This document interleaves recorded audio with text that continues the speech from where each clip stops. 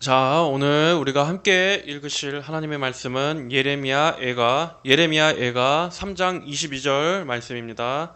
3장 22절. 자, 함께 읽겠습니다. 시작. 여호와의 인애로 우리가 소멸되지 아니하였으니 참으로 그분의 긍휼이 무궁하십니다. 아멘. 자, 오늘 이 예레미야 애가가 기록된 배경은 바벨론의 침략으로 인해서 남유다의 예루살렘이 멸망한 때를 배경으로 하고 있습니다. 이 애가를 기록한 선지자 예레미야는 한때 화려함을 자랑했지만 지금은 강대한 적국의 침략으로 인해서 황폐해지고 초토화돼 버린 예루살렘을 생각하면서 이 시를 눈물로 기록하고 있습니다. 이 남유다는 왜 멸망하게 되었습니까? 하나님의 말씀을 떠나서 그들이 우상 숭배와 배도의 길을 고집했기 때문이었습니다. 예레미야는 지난 40년 동안 동족인 유다 백성들을 향해서 하나님의 말씀을 대언했습니다. 그는 큰 재앙 앞에 놓인 동족들에게 여호와 하나님께 순종하며 그분께 다시 돌아와야 한다고 외쳤습니다. 하나님께서 바벨론이란 도구를 통해서 그들을 낮추시려고 할 때 그들은 회개하고 겸손히 하나님 앞에 돌아와야만 했습니다. 하지만 유다는 어떻게 반응했습니까? 그들은 예레미야 선지자의 그 간절한 경고를 무시하고 거부했습니다. 영적으로 눈이 멀었던 하나님의 백성들은 눈앞에 하나님의 심판이 임박했음에도 참 선지자였던 예레미야를 부당하게 비난하고 오히려 거짓된 평안을 약속하는 거짓 예언자들의 말을 따라갔습니다. 그들은 하나님께서 절대 그들에게는 재앙을 내리시지 않으실 거라는 그러한 헛된 안도감에 젖어 있었습니다. 하나님의 참 뜻에 대해서는 관심도 없고 분별하지도 못할 만큼 남유다의 영적인 상태는 혼탁하고 무지했던 상태였습니다. 또한 그들은 결정적인 위기의 때 하나님의 구원의 손이 아닌 다른 인간적인 방도를 의지했습니다. 남유다의 궁극적인 심판의 원인은 무엇입니까? 바로 그들이 하나님 앞에 불순종하고 하나님이 아닌 다른 우상을 섬겼기 때문이었습니다. 하나님과의 관계에서 비롯된 문제였습니다. 그렇기 때문에 그들은 하나님 앞에 나아가서 풀었어야 함에도 불구하고 그들은 그러지 않았습니다. 당장 옆에 있는 이집트의 손을 의지해서 자신들이 처한 그 국가적인 위기의 상황을 타개하려고 했던 것입니다. 위기의 때에 하나님을 찾지 않고 인간적인 수단, 또 자신들의 지혜를 의지해서 피할 길을 찾으려 했던 것입니다. 결국 그 결과 그들의 그 죄에 대한 하나님의 진노가 그들에게 임했습니다. 바벨론의 왕 느부갓네살이 예루살렘을 침공해서 모든 것을 파괴하고 또 성벽과 성전은 모두 부서져 잿더미가 되어버렸습니다. 남유다는 총 3회에 걸쳐서 바벨론의 포로로 끌려갑니다. 우리는 이 예레미야 애가의 말씀을 읽으면서 한때 영화로운 성읍이었던 그 예루살렘이 불순종의 죄의 대가로 비참하게 파괴돼서 이제는 허망하게 빈 터만 남아버린 그 광경을 목격하며 슬퍼하는 선지자 예레미야의 탄식을 읽을 수 있습니다. 예레미야 애가 1장 1절은 이렇게 말씀합니다. 슬프다 이 성읍이여 백성으로 가득하더니 어찌하여 그리 외롭게 앉았는가. 민족들 중에 크던 자가 과부같이 되었고 열국 중에 공주였던 자가 노예같이 되었구나. 나라 전체에는 잔혹한 학살 행위가 넘쳐났고 많은 사람들이 칼에 죽거나 포로로 끌려갔습니다. 여자들은 욕을 당하고 지도자들은 공개적인 수치를 당했으며 또 어린 소년들은 고된 노동을 감당해야 했습니다. 겨우 살아남은 아이들은 극심한 굶주림에 시달려야 했으며 또 많은 사람들이 자기 자식을 잡아먹을 만큼 극도로 빈곤에 달했습니다. 선지자 예레미야는 여기 예레미야 애가에서 이 황폐해져 버린 예루살렘과 자신을 동일시합니다. 그리고 그처럼 고통스럽고 쓰린 이러한 징계의 상황임에도 불구하고 자신들의 죄가 초래해버린 그 하나님의 심판은 그럼에도 불구하고 정당하고 의로운 것이라고 고백합니다. 1장 18절에서 예레미야 선지자는 말합니다. 여호와는 의로우시나 나는 그분의 입의 말씀을 거역하였다. 또 20절에서도 말씀합니다. 여호와시여 돌아보소서. 내가 고통 가운데 있고 내 창자가 끓어오르며 내 마음이 내 안에서 뒤집혔으니 이는 내가 심히 반역하였기 때문입니다. 하나님에 대한 극심한 반역, 바로 이것이 예루살렘의 멸망을 초래했던 것입니다. 그들은 선지자의 예언에 가슴을 치고 회개했어야 했습니다. 마음을 찢으며 통곡했어야 했습니다. 자신들이 가던 그 죄의 길로부터 돌이켜 하나님께로 돌아와야만 했습니다. 하지만 그들은 목이 곧고 뻣뻣한 백성들이었습니다. 선지자들을 통해서 그들에게 회개를 촉구했던 분이 누구셨습니까? 바로 인간의 말이 아닌 하나님의 말씀이었습니다. 그러나 그들은 자신들을 건지는 그 하나님의 생명의 돌이킴에는 귀를 막고 인간이 지어낸 그 멸망으로 가는 허망한 말, 그 거짓된 평안을 더 따라갔습니다. 하나님께서는 언제나 하나님께서 징계를 내리시기 이전에 그분의 참된 선지자들의 입술을 통해 미리 경고하시고 말씀하십니다. 그렇게 그때나 지금이나 모든 재앙은 하나님의 경고를 무시하는 데서 비롯되는 것입니다. 그들은 한때 하나님의 거룩한 언약의 백성이었습니다. 하지만 그 존귀한 특권을 가볍게 여기고 그들의 마음이 우상에게, 이 세상에게 빼앗겨 버리자 그들은 스스로 하나님과 맺은 그 거룩한 언약을 파기하는 범죄를 저질렀습니다. 그 결과 어떻게 되었습니까? 한때 영화를 누리던 그 예루살렘 성읍은 비참하게 파괴돼 버리고 그들은 패배의 수치를 당하게 되고 대적들의 조롱거리가 되고 맙니다. 이처럼 하나님의 은혜에서 멀리 떨어진 하나님의 백성은 이 세상에서 참으로 비참하고 또한 이 마귀의 포로가 된다는 것을 우리는 알아야 합니다. 비록 그들이 궁극적으로 멸망하게끔 하나님께서 두시지는 않더라도 하나님께서는 때로는 이 세상의 채찍, 사람들의 막대기로 하나님의 백성을 교훈하실 때가 있다는 것을 우리는 알아야 합니다. 오늘 본문을 포함하고 있는 이 예레미야 예가 3장에서는 이 고통스러운 매를 맞는 예레미야의 솔직한 심정을, 그 내적인 심정을 하나님께 토로하고 있는 장면이 나옵니다. 오늘 본문 말씀인 3장 22절에서 그 전까지의 위의 내용을 한번 봐보십시오. 여기를 보면 온통 쓰리고 고통스러운 고백밖에 없습니다. 이처럼 하나님의 백성들이라 할지라도 죄는 반드시 아주 안 좋은 결과를 낳습니다. 그것이 지금 당장이든 아니면 나중에 후가 된다 할지라도 죄는 반드시 비참한 고통을 가져온다는 것을 기억해야 합니다. 그리고 우리는 이러한 심판이 다른 누구도 아닌 하나님에게로부터 온 것임을 알아야 합니다. 자, 3장 22절의 그 전 내용들을 한번 훑어보십시오.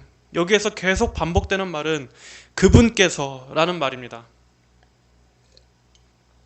이 3장 2절에도 그분께서, 또 3절에도 그분께서, 7절에도 그분께서, 그리고 10절, 12절, 15절에서도 계속 이 모든 고통이 바로 하나님 그분께로부터 나오는 것임을 알 수 있습니다.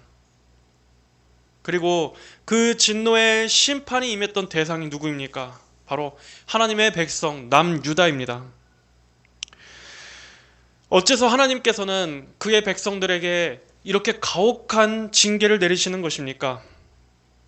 그리고 하나님께서 귀하게 보시는 그 자기 백성들을 교훈하시는 데 있어서 어떻게 하나님을 모르는 이방 백성을, 이방 나라를 도구로 들어 사용하실 수 있습니까? 지금 사람들의 정서로는 이런 류의 얘기는 별로 은혜도 되지 않고 그다지 듣고 싶어 하지도 않는 말입니다. 교회에서도 하나님께서 하나님의 백성들의 타락에 대해 징계하신다 하는 이러한 얘기를 말하기를 꺼려합니다. 하지만 성경은 하나님의 이러한 섭리가 있음을 분명히 말씀하고 있습니다. 왜 하나님께서 하나님의 백성들을 이런 섭리로 다루십니까? 그것은 하나님께서 어떠한 죄도 용납하실 수 없는 거룩하시고 공의로우신 하나님이심을 보여주기 위한 것입니다. 심지어 그것이 하나님의 백성의 죄라 할지라도 하나님께서는 결코 하나님께 대하여 짓는 죄들을 엄중히 미워하시고 눈 감아 보시는 분이 아니라는 것을 우리에게 보여주시는 것입니다. 만약 하나님께서 그분의 백성들에게는 그들이 어떠한 죄를 진다 할지라도 그저 감싸주시고 보호해주시기만 한다면 어땠겠습니까? 그리고 이방 나라들에게만 엄격한 진노의 잣대를 대시는 분이었다면 어땠겠습니까? 우리는 하나님을 그렇게 알고 있고 또 그런 분이시기를 바라고 있습니다. 하지만 오히려 하나님께서는 이방 민족을 심판하시기 전에 먼저 하나님의 백성에 대해 손을 드셨습니다. 하나님의 백성의 정결함에 대해서 하나님은 먼저 진노의 잣대를 대셨습니다. 이것이 우리로 하여금 당혹스럽게 만듭니다. 이스라엘 민족도 마찬가지였습니다. 바벨론 포로 사건은 이스라엘 민족의 역사에 있어서도 굉장히 충격적인 사건이었습니다. 하나님의 성읍이 파괴되고 또 하나님의 백성이 이방 나라의 포로로 끌려갈 수 있었다는 것은 그들로서는 상상할 수도 없는 일이었습니다. 특별히 그들은 이 예루살렘이라는 이 지역만큼은, 이 성읍만큼은 하나님께서 거처하시는 하나님의 임재가 머무는 곳이었기 때문에 절대로 망하지 않을 것이라는 믿음이 있었습니다. 그렇기 때문에 그들은 거짓 선지자들이 전했던 그 헛된 메시지에 더 따라갈 수밖에 없었던 것입니다. 그러나 아주 소수의 선지자만 그들의 기대와는 반대되는 메시지를 외쳤습니다. 아무리 하나님의 임재가 있는 곳이라 할지라도 그 하나님의 백성들이 순결하지 않고 하나님 앞에 정결하지 않는 이상 그들이 회개하지 않고 계속해서 하나님을 거역하는 한 하나님께서는 그들이 그토록 의지하는 그 성이라 할지라도 모든 것을 여지없이 무너뜨려 버리실 것이라고, 그렇게 해서라도 하나님께서는 그분의 백성들에 의해 더럽혀진 그분의 그 실추된 명예를 회복하실 것이라고 하나님의 소수의 선지자는 외쳤던 것입니다. 하지만 그럼에도 그것으로 끝이 아니라 그들을 낮추시고 그들로 회개하게 하셔서 결국 그들을 하나님의 온전한 백성으로 만드시기 위한 하나님의 거룩한 섭리가 기다리고 있음을 선지자들은 외쳤던 것입니다. 그래서 그 전에 먼저 하나님의 선지자들은 이스라엘 백성들의 죄를 고발해야만 했습니다.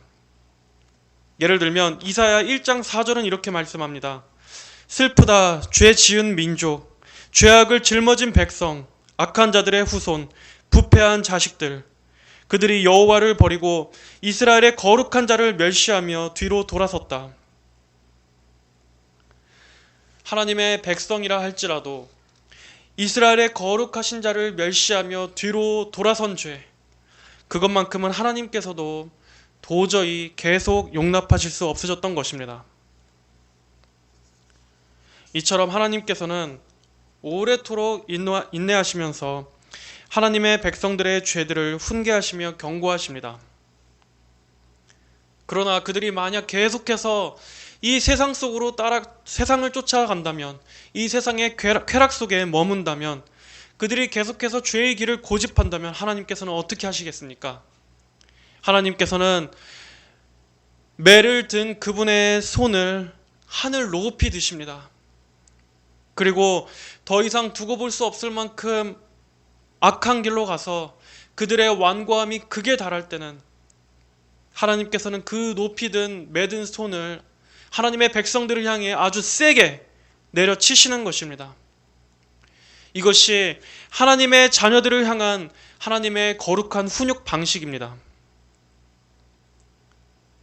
이처럼 가혹한 심판과 징계의 매를 통해서라도 하나님께서는 그렇게 해서라도 사랑하는 하나님의 자녀들의 뿌리 깊은 죄악을 근절시키고자 하시는 것입니다. 어떤 사람들은 하나님께서 이렇게 진노하신다는 것에 대해 강한 거부감을 갖습니다. 마치 하나님께서 진노하신다는 것을 하나님의 성품에 어떤 큰 결점, 오류가 있는 것이라고 주장하는 사람들이 있습니다. 하지만 성경은 분명히 하나님께서 죄에 대해서 진노하시며 설령 그것이 하나님의 백성들의 죄라 할지라도 하나님은 그것들에 대해 분노하시는 분임을 증거하고 있습니다. 예를 들면 시편 7편 11절로 13절에 하나님은 의로운 심판자이시며 날마다 분노하시는 분이십니다. 만일 사람이 회개하지 않으면 하나님께서는 칼을 가시며 활을 당겨 쏠 준비를 하십니다. 라고 말씀하고 있습니다. 오늘날 교회에서 사라진 것이 바로 이 하나님의 진노입니다. 그러나 우리는 하나님의 영광은 이러한 하나님의 진노에서도 나타난다는 것을 알아야 합니다. 하나님께서는 불같이 진노하실 때도 그분은 여전히 영광스러운 분이십니다. 하나님의 진노는 하나님의 공의로운 판단대로 행하시는 제어되고 거룩한 진노입니다. 우리 인간의 분노는 죄로 갈 여지가 다분하지만 하나님의 분노는 제어되지 않은 충동적이고 성급한 그러한 것이 없습니다. 하나님께서는 오늘도 이 세상에 벌어지는 죄악들에 대해서 분노하시고 계십니다.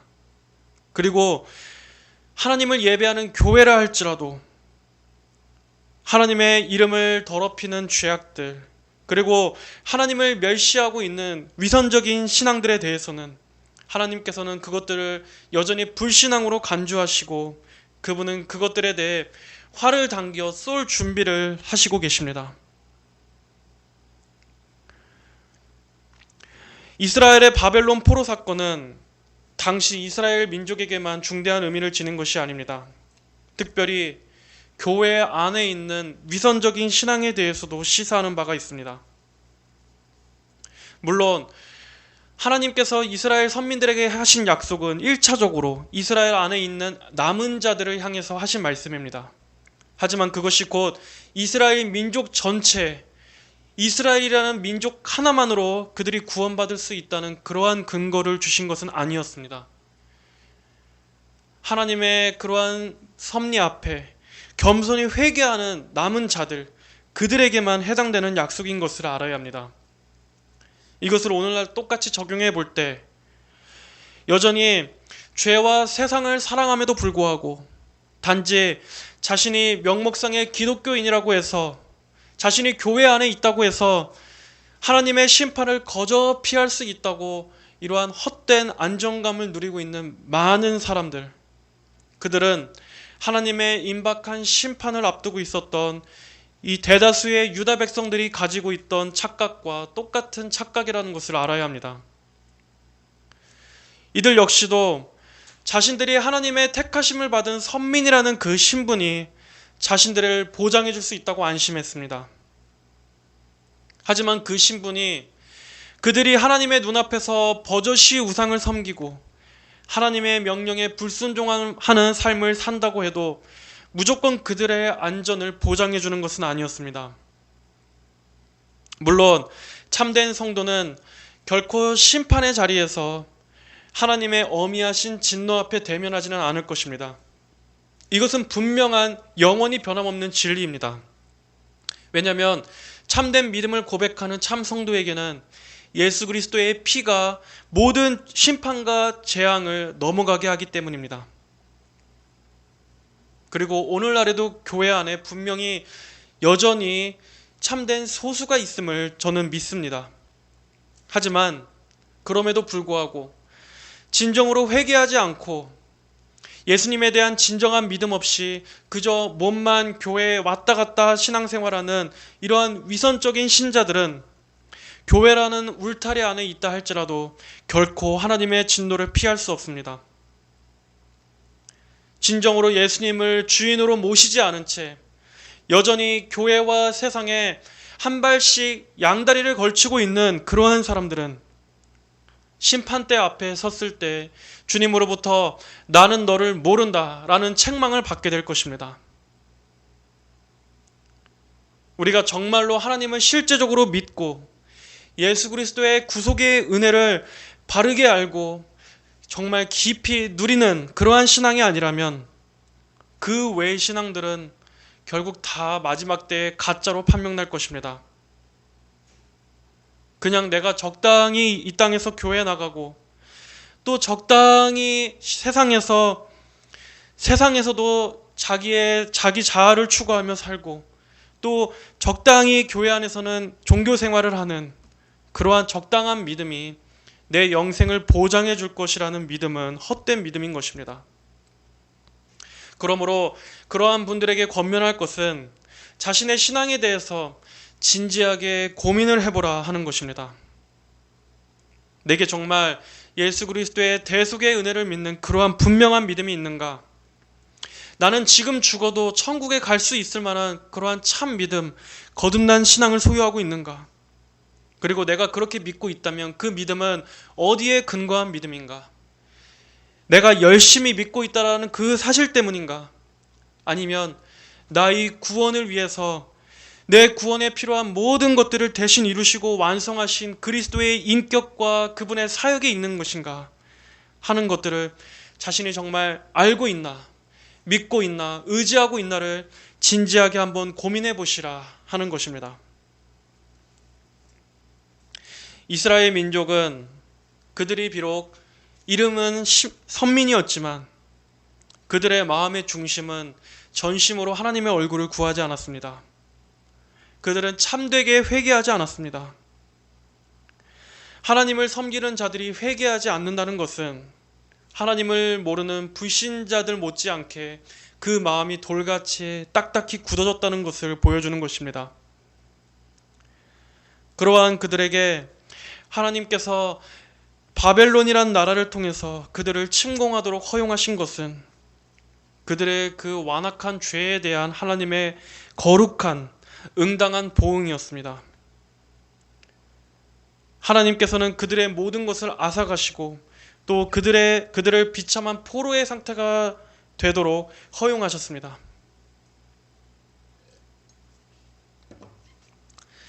예루살렘의 이러한 멸망과 바벨론 포로 사건은 우리에게 이 죄라는 것이 얼마나 무서운 결과를 초래하는지, 그리고 하나님의 존귀한 특권을 가볍게 여기고 멸시하는 것이 하나님 말씀을 무시하며 사는 그 죄의 결과가 얼마나 쓰고 비참한 것인지를 가르쳐주기 위한 것입니다.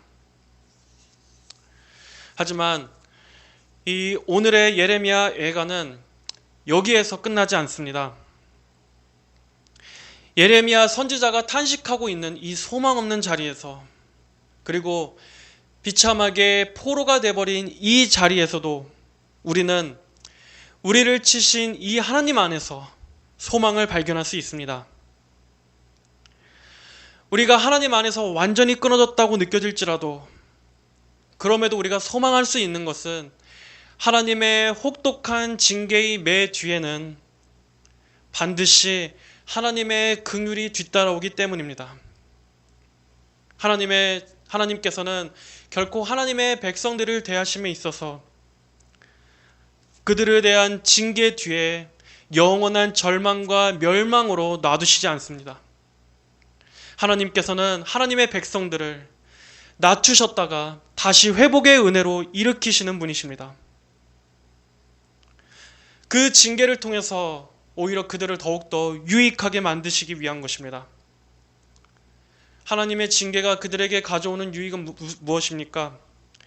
그 징계를 통해서 그들은 그들 자신의 죄를 보게 됩니다. 그리고 그 마음을 찢고 회개하며 애통하게 만듭니다. 그리고 그들이 잃어버린 하나님의 얼굴을 다시 찾도록 만드시기 위함입니다. 하나님의 진노는 분명히 하나님의 자녀들이라 할지라도 그 죄에 대해서 무섭게 치실 때가 있습니다. 하지만 하나님의 긍휼은 그들이 설령 죄를 범했을지라도 그들에게 구원의 길을 마련해 주신다는 것을 우리는 알아야 합니다. 구속사적으로도 어떻습니까? 하나님께서는 매맞은 이스라엘 백성들을 향해서 그들을 그대로 버려두시지 않고 그들을 궁극적으로 회복시켜 주시고 싸매시기 위해서 어떻게 하셨습니까? 바로 그들에게 예수 그리스도를 보내주셨습니다. 우리는 이것을 통해서 진노 중에도 긍휼을 잃지 않으시는 하나님의 이러한 선하심, 하나님의 이러한 영원하신 긍휼을 발견할 수 있습니다. 이처럼 이스라엘 역사는 하나님의 장대한 구원의 역사를 보여주는 것입니다. 하나님께서 성경에 나오는 이스라엘의 역사를 통해서 비록 하나님의 백성들이 죄악을 짊어진 백성, 악한 자들의 후손이라 말씀하실 만큼 이토록 타락한 상태에서도 그들을 돌이켜 회복시켜 주셨다면 우리는 하나님의 신실하신 사랑과 긍휼은 결코 변하지 않고 끊임없이 이어진다는 것을 소망할 수 있습니다. 예레미야는 바로 이러한 소망을 바라보며 고백합니다. 여호와의 인애로 우리가 소멸되지 아니하였으니 참으로 그분의 긍휼이 무궁하십니다. 이것이 아침마다 새로우니 주님의 성실이 크십니다. 예레미야는 이렇게 비참한 포로의 자리에서도 무너진 예루살렘 성의 자리에서도 그는 멀리 믿음으로 보았습니다. 그는 그리스도를 통해서 구원하시고 회복하실 멀리 다가올 복음을 바라봤던 것입니다. 하나님의 징계는 그분의 선하신 목적을 위한 것이며 결국 그 진노가 영원히 계속될 것이 아님을 그들은 믿었습니다. 이처럼 하나님께서는 우리의 죄조차도 그분의 선을 이루시는 재료로 사용하십니다. 인간의 불완전함과 또한 인간의 이러한 율법의 실패와 순종의 실패에도 하나님께서 궁극적으로 계획하신 그 영광스러운 구속의 목적은 결코 실패할 수 없습니다. 하나님께서는 우리들의 죄에 대해 분명히 징계하심으로써 하나님의 공의를 드러내시면서도 동시에 그 징계로 인해서 하나님의 백성들이 더욱더 정결해질 수 있도록 역사하시는 것입니다. 예레미야 애가 3장 33절에서는 말씀합니다. 주께서 인생으로 고난받게 하시며 근심하게 하시는 것이 그분의 본심은 아니시다.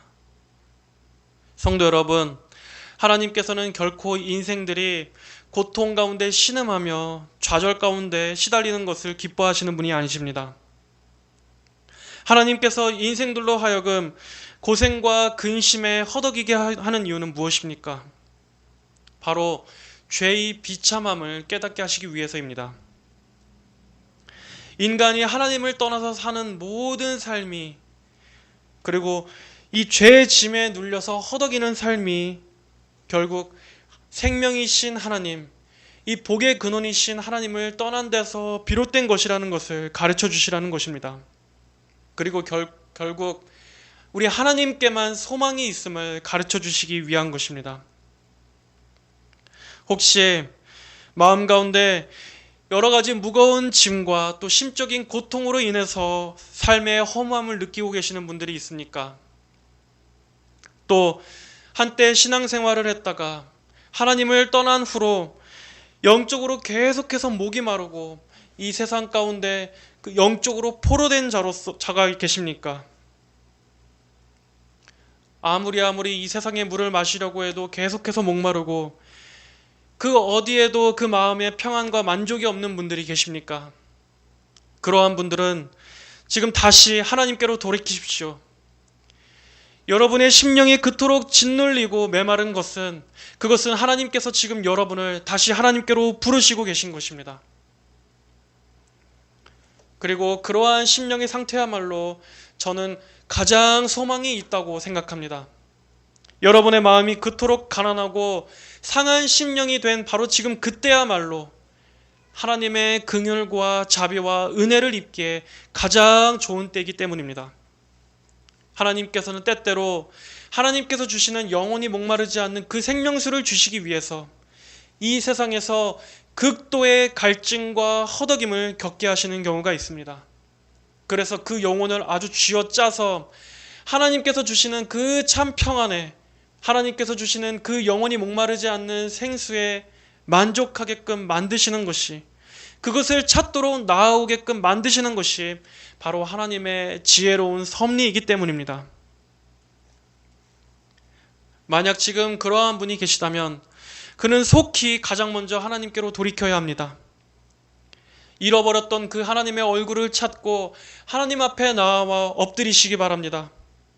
바로 그것이 여러분에게 지금 고난과 징계의 때를 주시는 하나님의 그러한 섭리를 바르게 이해하는 것입니다. 하나님께서 여러분에게 행하시고자 하는 그 일을, 그 목적을 바르게 이해하는 것입니다. 그러므로 여러분의 영혼이 어두운 밤을 통과하고 있을 때, 그리고 설령 그것이 여러분의 죄 때문에 맞는 그러한 혹독한 징계라고 할지라도 여러분 그 자리에서 좌절하거나 낙심하지 마십시오. 여러분이 회개하고 주님께로 돌이킨다면, 주님 앞에 나와 엎드린다면 하나님께서는 능히 여러분의 영혼을 살리실 것입니다. 요한계시록 3장 19절은 이렇게 말씀합니다. 나는 내가 사랑하는 자마다 징계하니 그러므로 너는 열심을 내고 회개하여라. 하나님께서 한번 택하신 백성은 그의 죄로 인해서 징계하시되 결코 그를 완전히 멸망시키시지는 않습니다. 그를 징계하는 이유는 바로 이 목적입니다. 그를 열심을 내어 회개케 만드시기 위한 것입니다. 그러므로 언제라도 하나님의 이 긍휼 안으로 돌아와 회복하십시오. 망가지고 터지고 상처 입은 그것을 하나님 안에서 싸매심을 받기를 바랍니다. 여러분이 하나님의 얼굴을 간절히 찾는다면 그 징계의 시간은 오히려 여러분에게 유익한 때가 될 것입니다. 하나님께서 하나님의 백성들에게 이렇게 징계와 또 이러한 또 채찍을 드실 때는 하나님의 거룩한 사랑의 섭리에서 나온 것임을 우리는 알아야 할 것입니다. 만약 하나님께서 때때로 우리에게 그렇게 간섭하시지 않으셨다면 우리는 어떻게 되었겠습니까? 우리는 교만했을 것입니다. 내가 항상 하나님의 은혜로만 사는 자라는 것을, 내가 하나님의 은혜가 없이는 결코 살 수 없는 자라는 것을 우리는 잊고 살았을 것입니다. 하지만 하나님께서 적절한 때 우리에게 징계의 회초리를 드셨기 때문에 우리가 더 이상 교만한 상태로 계속해서 죄악의 길로 고집하고 나아가지 않을 수 있었던 것입니다.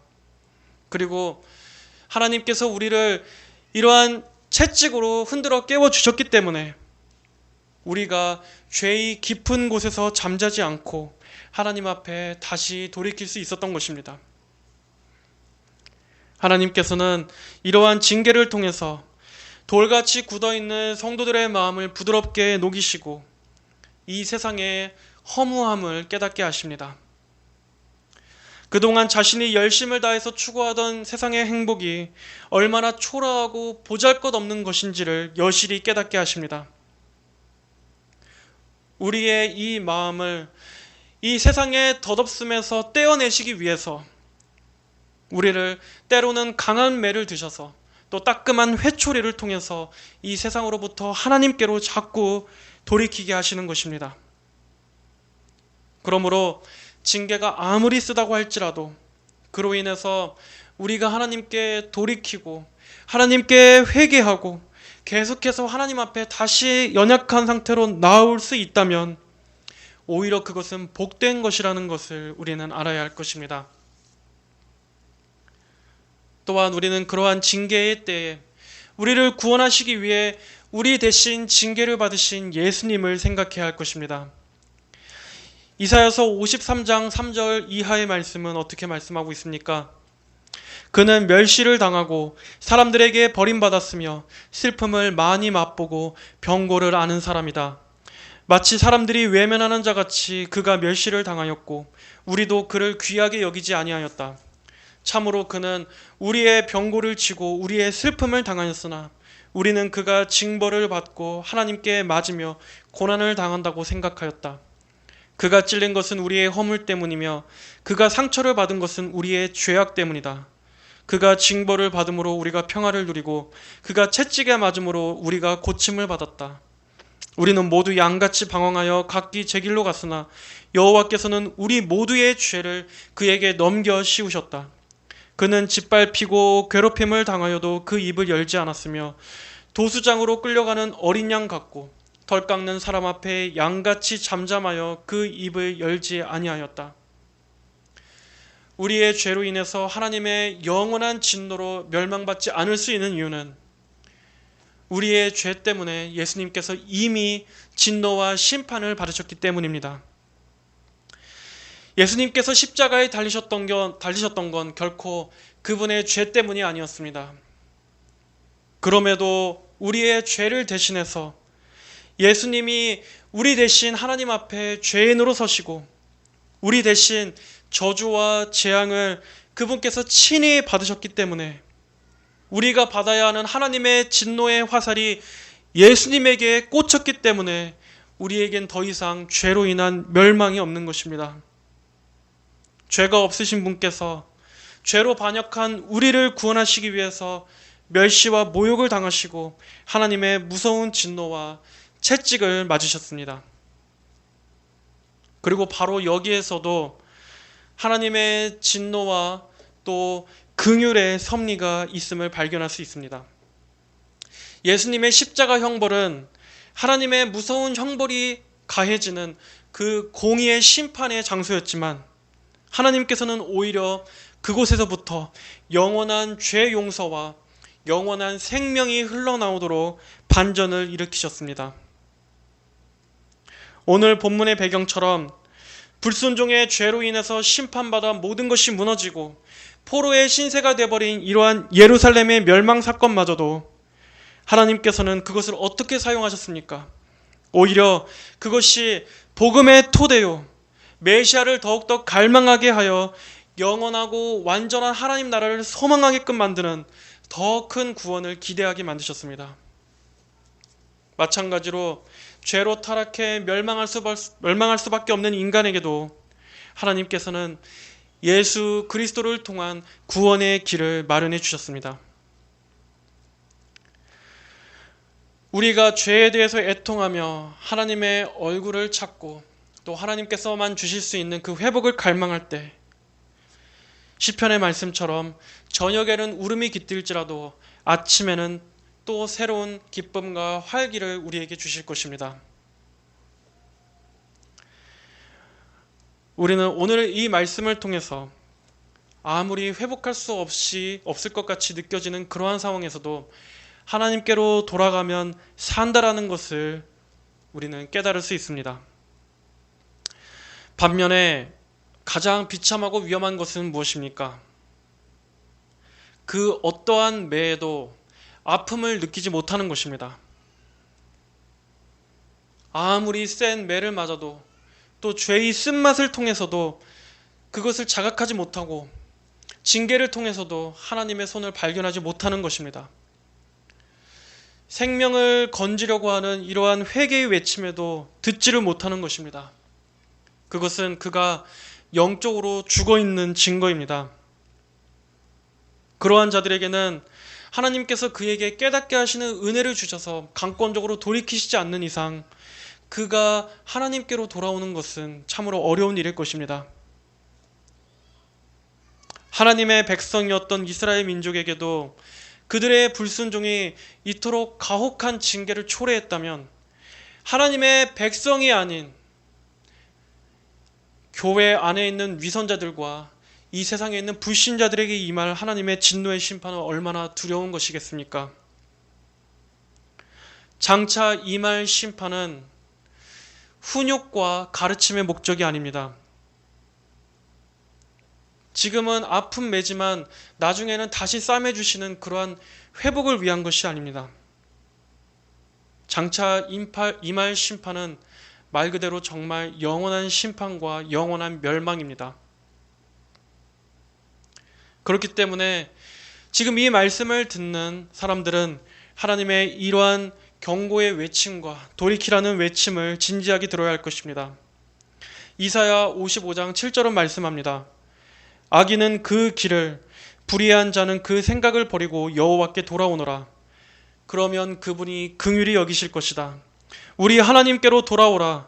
그분이 너그럽게 용서하실 것이다. 아직은 기회가 있습니다.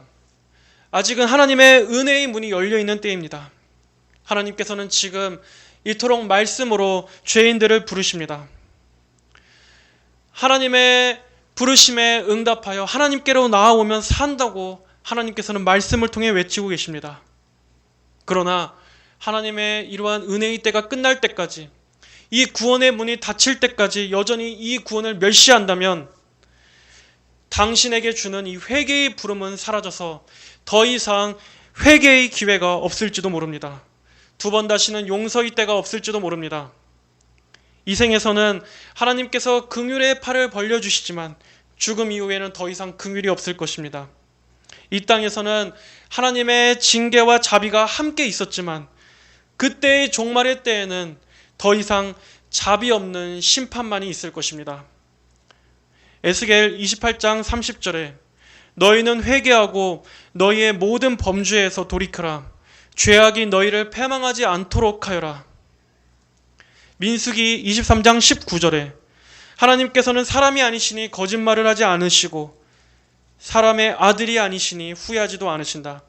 말씀하신 것을 어찌 실행하지 않으시겠으며 약속하신 것을 어찌 이루시지 않으시겠느냐. 만약 죄인이 정말 진실된 회개를 통해서 그 죄에서 돌이키지 않는다면 하나님께서는 이처럼 말씀을 통해 수없이 명령하신, 수없이 선언하신 이 말씀이 진실됐다는 것을, 진리라는 것을 입증해 보이실 것입니다.